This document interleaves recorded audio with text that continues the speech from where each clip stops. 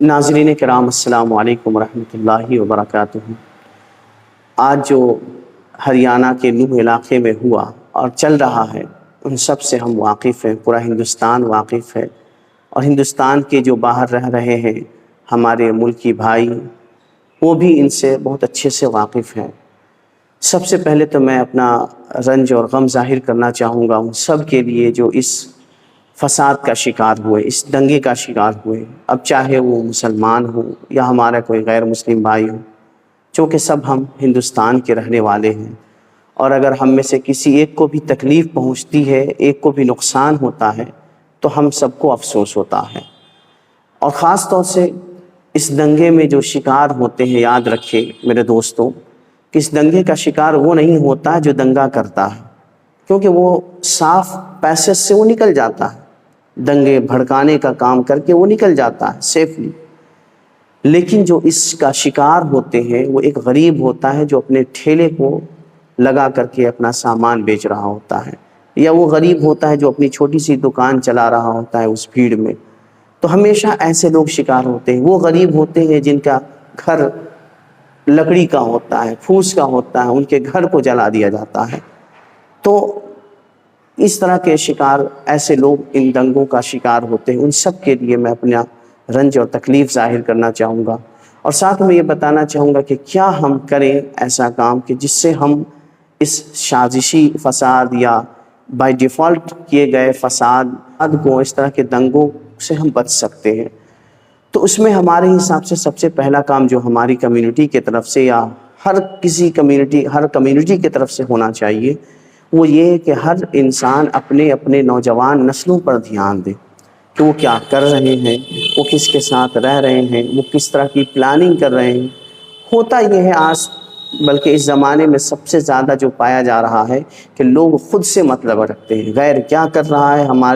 ہماری کمیونٹی کے بچے کیا کر رہے ہیں، اس سے کوئی مطلب نہیں ہے، اور بس اتنا کہہ کر ہم نکل جاتے ہیں کہ ارے جو کر رہا ہے وہ خود سمجھے۔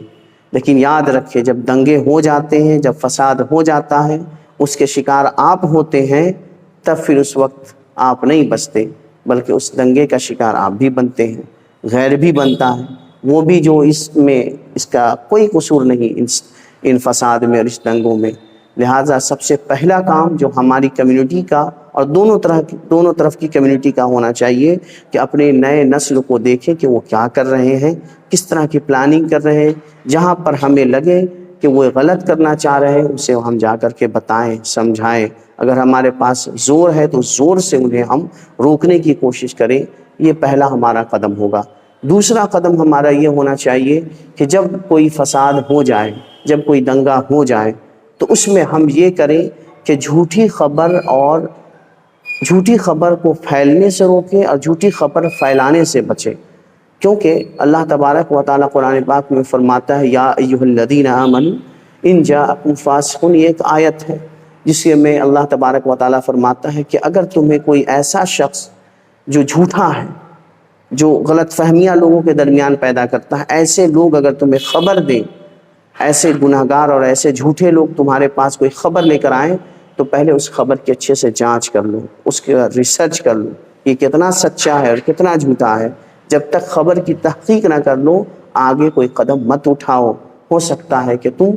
یا تو خود کا نقصان کرو گے یا تو کسی اور کا نقصان کرو گے۔ یہ قرآن پاک کی آیت کا مفہوم ہے۔ لہٰذا میرے دوستوں، میرے مسلمان بھائیوں اور میرے غیر مسلم بھائیوں، آپ بھی جانتے ہیں کہ ہم جب تک دونوں طرف کی بات نہ سنیں تب تک فیصلہ نہیں کر سکتے۔ لہٰذا جو ہوا اور کیا ہوا، کیسے ہوا، صرف اپنے لوگوں کی بات سن کر کے،